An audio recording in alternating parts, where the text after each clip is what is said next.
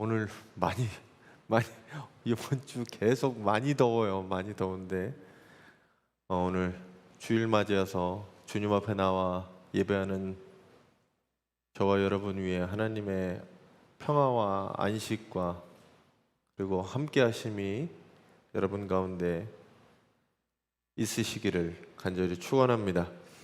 자, 지난주까지 요나가 이제 2장에 들어서 처음으로 이제 기도를 하게 됩니다.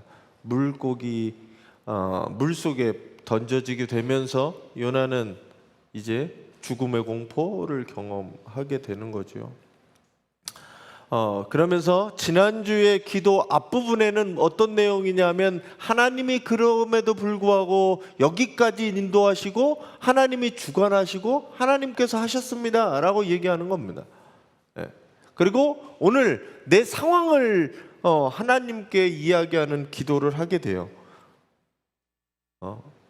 그래서 오늘 이 요나의 기도를 통해서 여러분들이 기도를 돌아보시고 여러분들도 하나님 앞에 기도하게 되는, 그래서 새로운 삶으로 나아가는 우리 성도님들이 되시기를 간절히 바랍니다.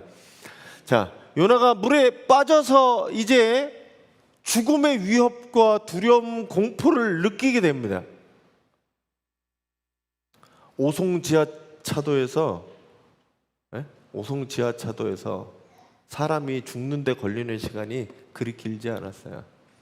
그 지하차도에 물이 차고 사람이 사망하는 데까지 14분 걸렸습니다. 14분. 물속에 들어가서 사람이 살 수 있는 시간이 5분 정도가 안 돼요. 그러니까 5분이라고 생각하는 시간이 짧으면 짧고 길면 긴 시간입니다. 숨이 턱턱 막히는 시간 안에 30초는 엄청나게 긴 시간이에요. 우리 남자분들은 그걸 군대 가서 어디서 경험하냐면 가스실이라는 데가 있습니다. 가스실. 저 훈련소의 가스실. 가스실에 이렇게 줄 서서 들어가거든요.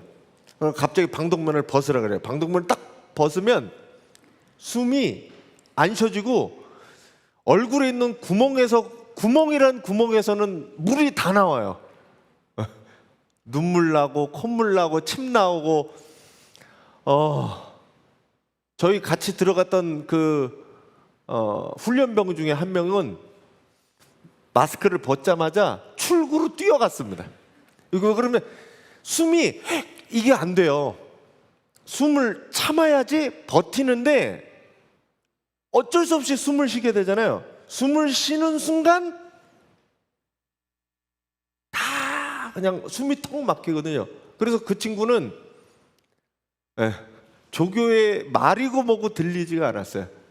바깥 출구 문을 붙잡고 나 좀 살려주세요 그랬어요. 나가겠다고. 그러면 조교들은 방독면 쓰고 거기 못 나가게 붙잡거든요.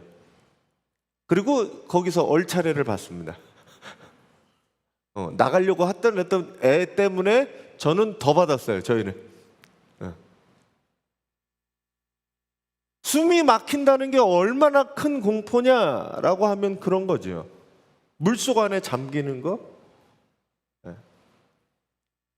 오늘 요나가 어떻게 됐냐면 물속 안에 잠기게 되었어요. 숨을 쉴 수도 없는 상황, 캄캄한 상황, 그 답답함을 느끼는 그 상황에서 자기의 절망적인 상황을 오늘 기도할 때 설명하게 됩니다. 물에 이렇게 들어가게 된 거죠. 세번역에서는 뭐라고 되어 있냐면 이렇게 되어 있습니다. 같이 한번 읽어주세요.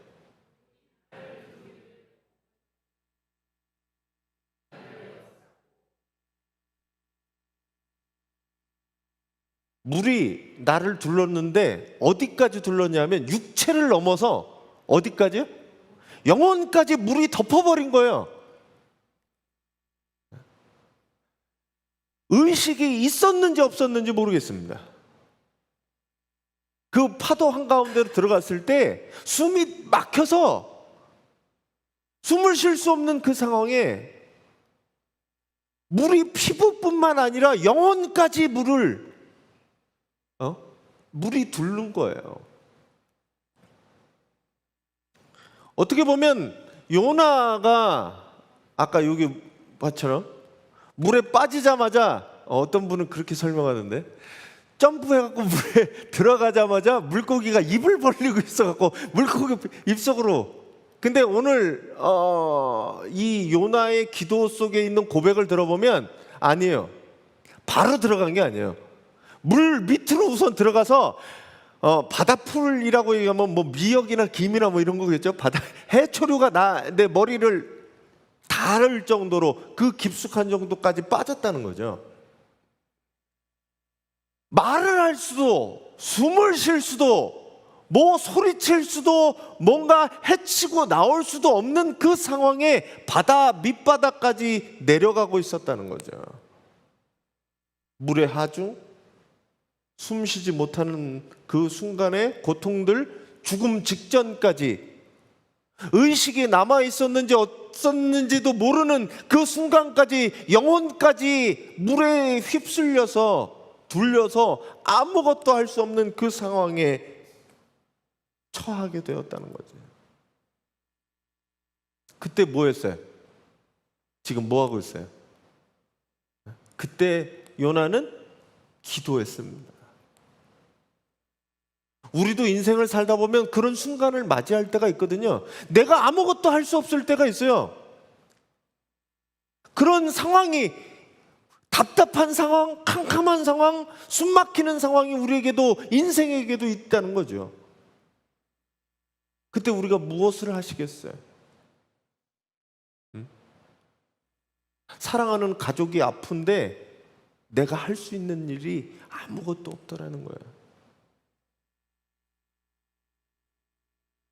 회사가 망해가고 사업이 실패하는데 내가 할 수 있는 일이 아무것도 없게 되는 거예요. 앞으로 내가 어떻게 살아가야 될지 비전과 목표와 그런 것들이 캄캄하게 보이지 않는 거예요. 우리 중고 청년들 마찬가지입니다. 내가 앞으로 어떻게 살아가야 되느냐, 청사진이 보이고 목표가 보이고 어떻게 해야 될지 보이면 좋겠는데, 착착착착 그대로 하면 좋겠는데 보이지 않는 컴컴한 터널에 갇힌 것 같은 느낌이 들 때가 있다라는 거죠. 그때 우리가 뭐 해야 되냐? 오늘 요나는 하나님이 여기까지 이끄시고 모든 것들을 인도하시고 그러셨으니 나 좀 살려달라고 그 기도하고 있는 겁니다. 어떻게 보면 요나가 살 가능성은 사실은 0%에 가깝습니다. 인간이 볼 때 태풍이 부는 그 바다 한가운데로 빠진 요나가 살 수 있는 가능성은 전혀 없어요. 근데 이 요나는 누구를 향해서 기도해요? 나는 가능성이 없지만 하나님께서 하시면 될 수 있으니 나 좀 살려달라고 기도하는 겁니다. 우리도 인간의 힘으로 어쩔 수 없는 일들을 당하기도 하고 맞이하게 됩니다. 그때 우리가 포기하고 절망으로 나아갈 게 아니라 그 순간 내가 할 수 있는 일이 뭐예요? 기도할 수 있잖아요. 사방이 다 막혀 있어도 우리는 기도할 수 있고 하나님을 의지할 수 있고 하나님께서 그것들을 바꾸실 수 있다는 믿음이 있습니다. 그런데 우리의 기도가 너무 쉽게 포기하거나 너무 쉽게 내려놓는 거 아닌가? 나는 그런 상황이 나에게 다가오지만 기도하지 않지 않는가? 우리가 그것들을 생각해 봐야 됩니다.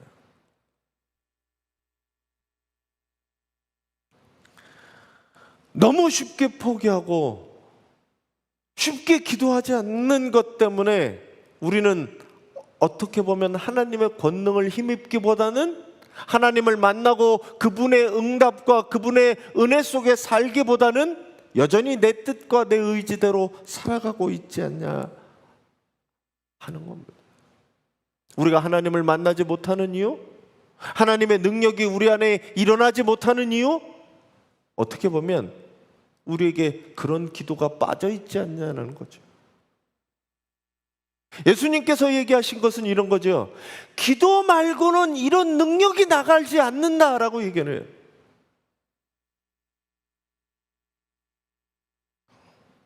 여러분들이 기도를 통해 여러분들의 삶을 바꾸시고 이 절망을 희망으로 바꾸시는 성도님들이 되시기 바랍니다. 요나가 오늘 바다 맨 밑바닥으로 추락하고 있는 거예요. 올라올 기력도 헤엄쳐서 살아갈 힘도 없습니다. 불순종의 대가로 정말 처절하게 외로움과 답답함과 고통 속에 요나는 빠지게 있는 거라는 거죠. 아, 난 여기서 끝인가 보다. 더 이상 땅을 못 밟을 수도 있겠다. 바로 이게 절망이라는 거지. 우리나라 사회 가운데 이 절망이라는 게 얼마나 많아요. N포 세대, 결혼도 포기하고, 포기하는 것들이 많아서 젊은이들을 N포 세대라고 하잖아요. 절망 속에 밀어넣고 있는다는 거죠. 시대가, 상황이, 환경이 사람들로 하여금 어떻게 해야 몰고 가냐면 절망 속으로 자꾸 몰고 가고 있어요. 자본주의 사회, 그리고 물질이 만능인 사회에서 사람들을 자꾸 절벽 밑으로 몰아내고 있습니다.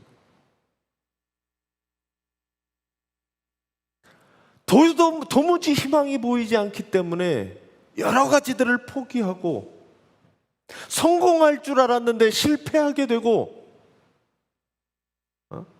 건강할 줄 알았는데 갑자기 병을 얻게 되고, 아무런 희망이 보이지 않고 이 고통과 이 어둠이 끝이 보이지 않을 때 사람들은 절망하게 됩니다. 코로나 기간 동안 사람들은 이 절망을 경험했어요. 도대체 언제 이게 끝나냐? 끝난다는 기약이라도 있으면, 언제쯤 끝나겠다라고 하면 버틸 수 있는데 이 기약이 없으니까 힘든 거예요. 고난을 당하는 수많은 사람들 가운데에서 우리가 그리스도인으로서 고난을 맞이하는 방법은 차이가 있어야 됩니다. 성도들 가운데도 보면 고난이 찾아왔을 때 어떻게 대처하느냐가 그 사람의 믿음을 보여주는 거예요. 어떤 사람 보면 고난이 찾아오면 뭐 하냐면 고난 앞에서 하나님을 원망하고 교회를 떠나는 사람들이 생겨나게 됩니다. 참 마음이 아파요. 요만한 작은 고난 때문에 하나님을 떠나고 그렇게 해야만 하는가? 어떤 사람들은 그 고난이 찾아왔을 때 어떻게 하느냐? 그것들을 딛고 바꾼다는 거죠. 그 고난으로 하여금 하나님께 더 매달리고 기도해서 하나님을 향해서 더 달려가는 사람들이 있더라는 거죠. 여러분들은 고난이 찾아올 때 어떻게 하십니까? 가장 쉬운 방법이 하나님을 원망하고 불평하고 모르는 척하는 거예요.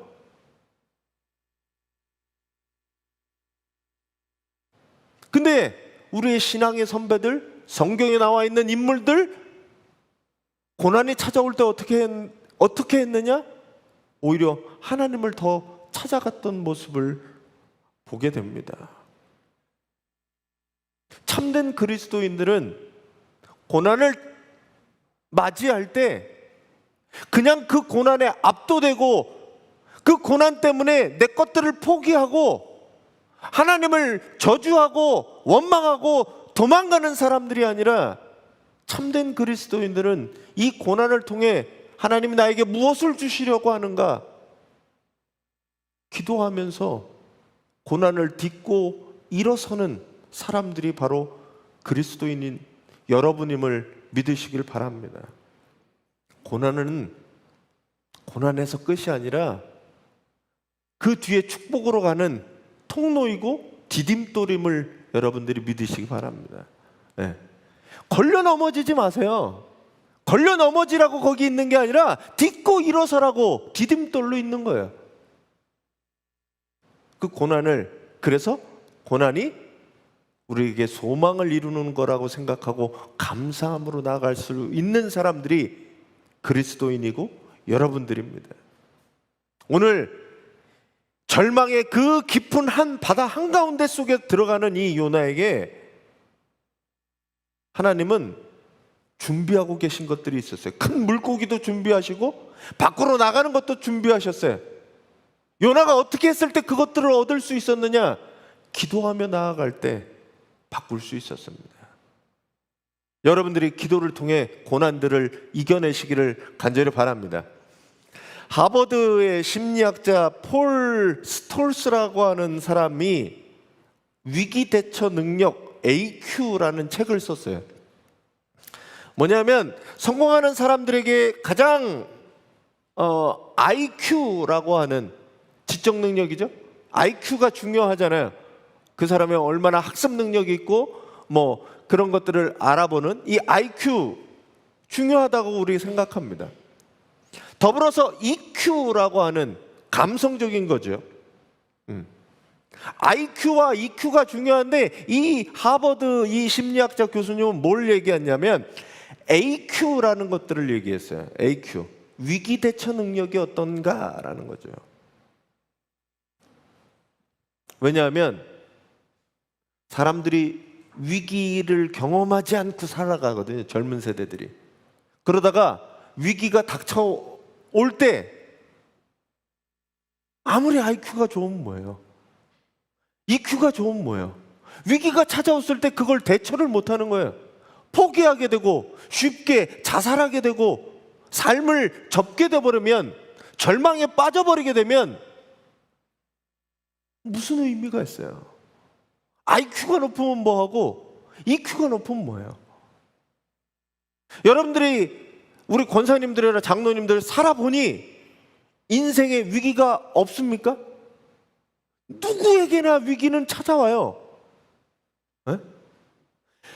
살아가다 보면 인생에 굴곡이 있고 위기도 있고 기쁨도 있지만 슬픔이 있어요. 그 슬픔, 위기를 어떻게 극복해 나갈 거냐는 거죠. 극복하지 못하면 우울증에 빠지거나 아니면 인생의 저 밑바닥에 가 있는 거예요. 그래서 이 AQ라고 하는 것에 세 가지로 나눠요. 하나는 겁쟁이입니다. 겁쟁이. 겁쟁이는 세 가지 유형 중에 이 겁쟁이는 뭐냐면 위기가 나한테 찾아오기도 전에 나는 이미 겁을 먹고 있는 사람들이에요. 무조건 포기하는 거죠. 아, 그런 거 안 해. 포기하는 거예요.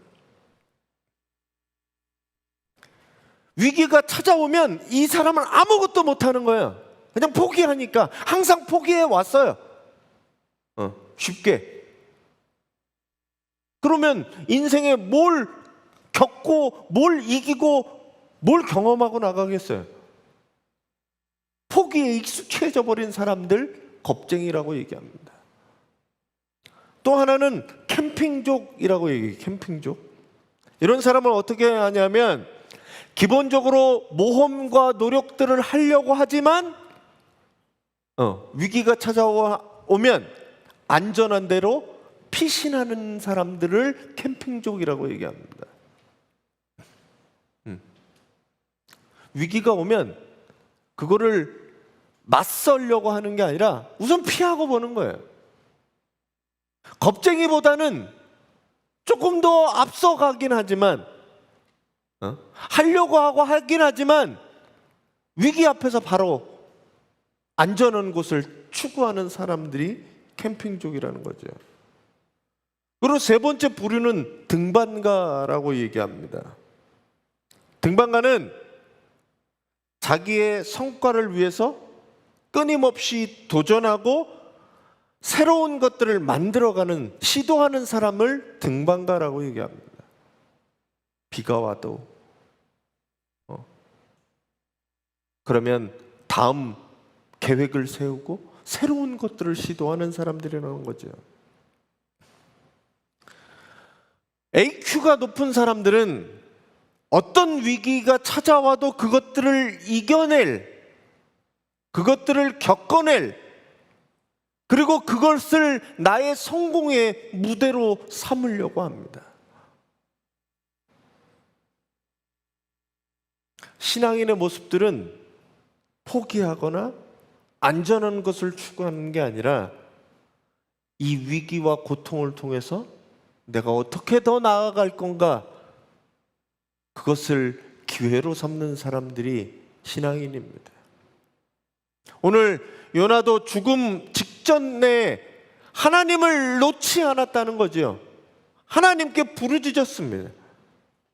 7절 말씀에 보면 이렇게 되어 있어요. 내 영혼이 내 속에서 피곤했다 라고 되어 있습니다.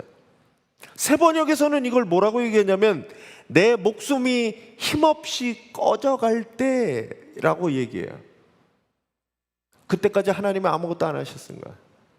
사실은 물고기를 대기하고 있었지만 삼키지 않았던 상태예요.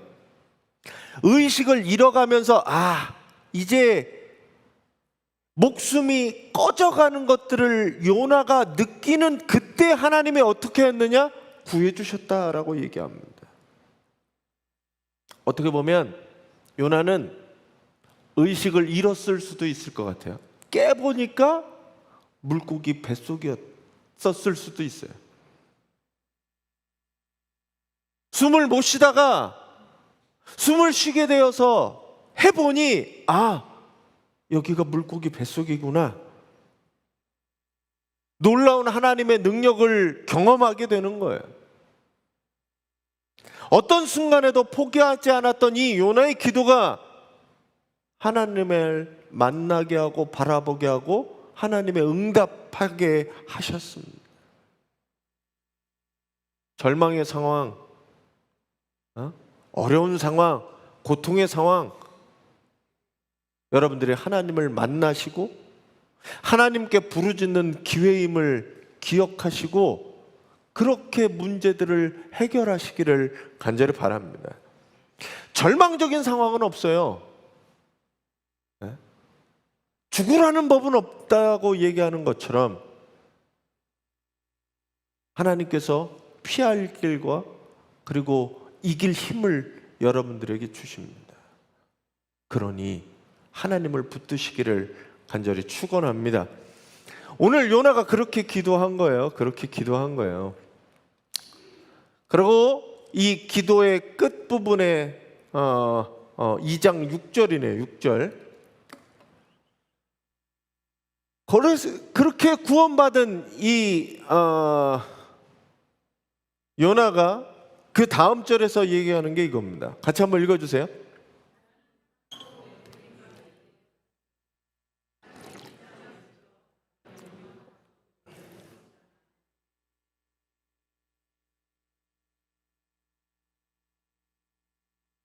네. 개역 개정에 보면 산의 뿌리라고 되어 있고 세번역에 보면 땅속 맷뿌리까지라고 되어 있습니다. 맷뿌리라는 말을 사실은 저는 들어보질 못해가지고 제가 그 어학사전을 좀 찾아봤어요. 끝이라고 얘기하는 거더라고요. 네. 땅속에 저 밑까지 내려갔다라고 요나는 고백을 합니다. 죽음의 문턱에 사실은 요나는 들어간 거죠. 그래서 그곳에서 땅이 빗장을 걸고 나를 못 나가게 했어요. 영원히 가두려고 했어요. 근데 어떻게 하셨어요? 하나님께서 그 구덩이에서 나를 건져주셨다라고 얘기합니다. 요나가 그 땅속 맷뿌리에서 느낀 게 뭐냐면 그 문턱에서 죽음의 문턱에서 경험한 게 뭐냐면 하나님을 의지하고 살아야겠다라는 거였어요. 죽음을 앞에서 죽음을 경험한 사람들이 하는 일이 뭐냐면 내 신앙관이 바뀌는 겁니다. 죽음 앞에서 하나님을 만난 사람들이 새로운 삶을 살고 새롭게 살아가는 이유가 하나님을 본 사람들은 그렇게 살아가는 거죠. 이제 요나는 누굴 만났냐면 하나님을 만나게 되었어요. 그리고 하나님을 의지해야 되겠다는 마음이 듭니다. 요나에게 그동안은 불순종해서 반대로 갔다면 이제 모든 것이 분명해졌어요. 헛된 것을 쫓아가는 게 아니라 하나님을 의지하면서 살아야겠다라는 마음이 요나에게 들었습니다. 요나는 이제 깨닫고 다시 한번 나에게 삶을 주시면 내가 하나님을 의지하겠습니다. 실패의 삶을 반복하지 않겠습니다 라고 오직 하나님만 내가 믿고 의지해야 할 그분입니다 라고 얘기하는 겁니다. 거짓되다 라고 하는 이 히브리어 샤브라고 하는 것은 원래 의미가 그래요. 알맹이가 없는, 비어있는, 아무것도 없는 상태를 나타내는 말이 이 거짓말의 어원입니다. 그러니까 거짓말이라는 게 그거예요. 없는데 있는 것처럼 보이는 게 거짓말입니다. 출애굽기 20장 4절에서 5절을 배우면 뭐라고 얘기하냐면 너를 위하여 생긴 우상을 만들지 말고 절하지 말고 섬기지 말라라고 얘기해요. 그리고 신명기 5장 8절에 보면 자기를 위하여라고 이야기합니다.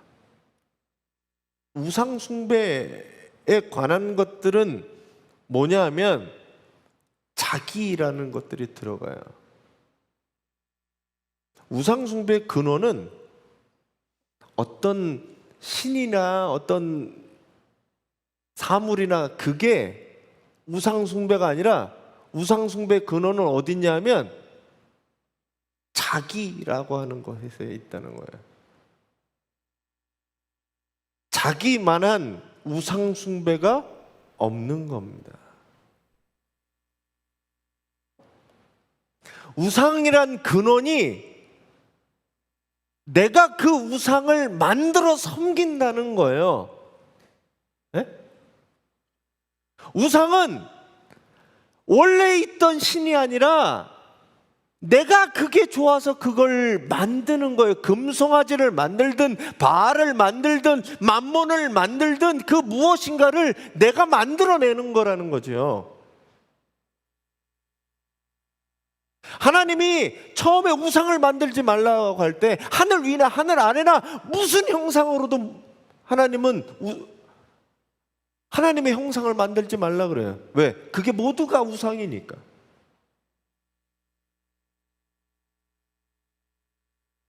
우상을 내가 출발하는 그 우상을 만들지 말라는 거예요. 결국에 하나님과 가장 큰 적대하는 거는 다른 게 아니에요. 다른 신이 하나님과 적대하는 게 아니라 내가 하는 거예요. 내가. 다른 말로 얘기하면 내가 하나님 되는 겁니다. 내가 하나님을 이기고 내가 하나님 위에 서 있고 하나님을 내 마음대로 하려고 하는 거, 그게 바로 우상이에요.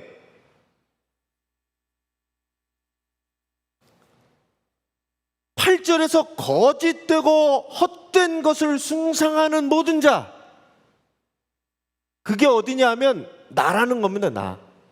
하나님 위에 있는 나. 내 마음대로 하려고 하는 나. 교만은 그래서 하나님은 어쩔 수가 없어요. 교만한 사람은 하나님이 바꿀 수가 없어요. 왜? 지가 잘나가지고.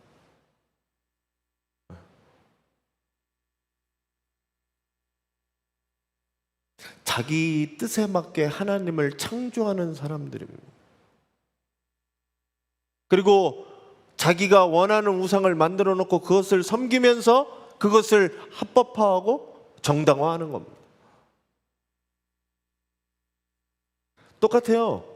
요즘에도 하나님을 믿는다고, 에?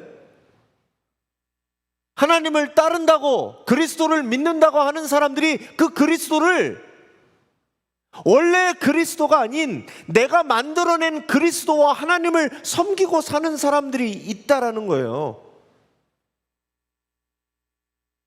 여러분들도 잘 보셔야 돼요. 내가 지금 믿는 하나님이 내가 믿는 하나님인지, 내가 만든 하나님인지, 그 하나님이 그 하나님인지.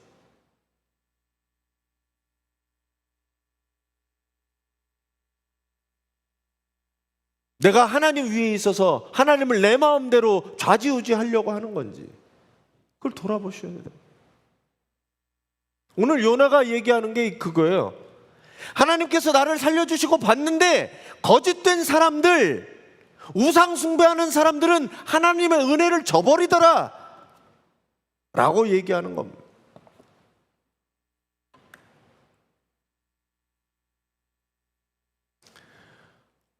요나가 깨달은 게 뭐냐면, 하나님 외에는 누구도 나를 도와줄 수 없구나. 내가 하나님을 의지 않고 다른 것을 의지하는 것들이 잘못되었구나 라고 얘기하는 겁니다. 우리도 믿음을 갖고 있고 하나님을 안다고 말하지만 실제로 하나님을 의지하기보다는 다른 것을 의지할 때가 많은 거예요. 사람을 의지하고, 돈을 의지하고, 물질을 의지하고, 내 능력을 의지하고, 내 판단을 의지하고, 기도하지 않고 문제가 터지면 내 뜻대로, 내 방식대로 무언가 해결하려고 한다는 거죠. 오늘 요나가 9절에서 얘기하는 건 이렇습니다. 같이 한번 읽어주세요.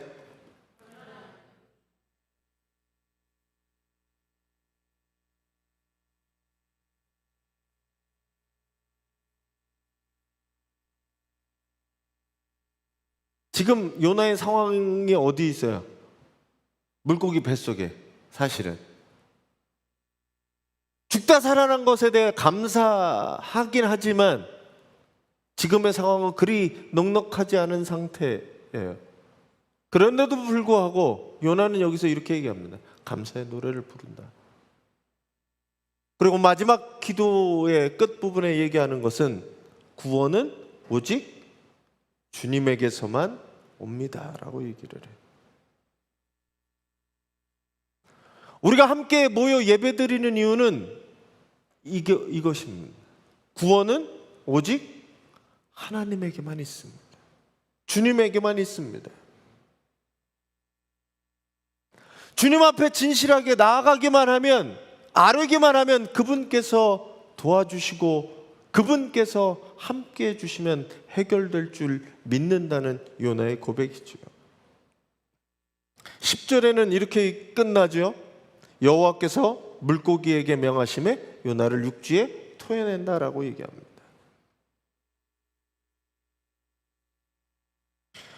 하나님은 자기 자신을 향해서 갈급하는 자를 구원하고 계십니다.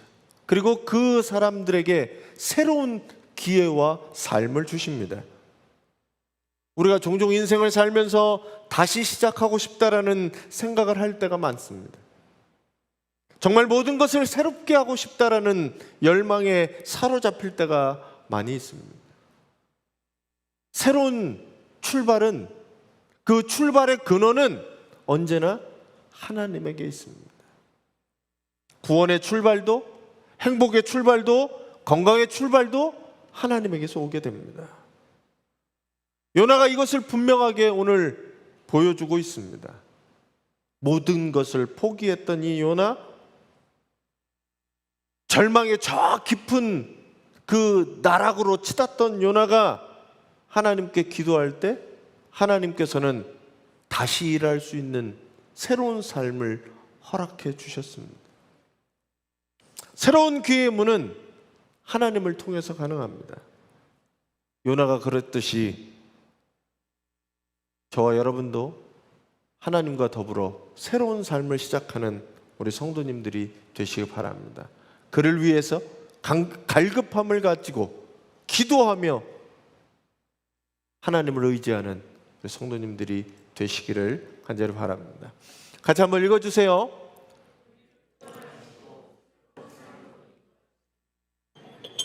네, 우리 잠깐 기도하겠습니다.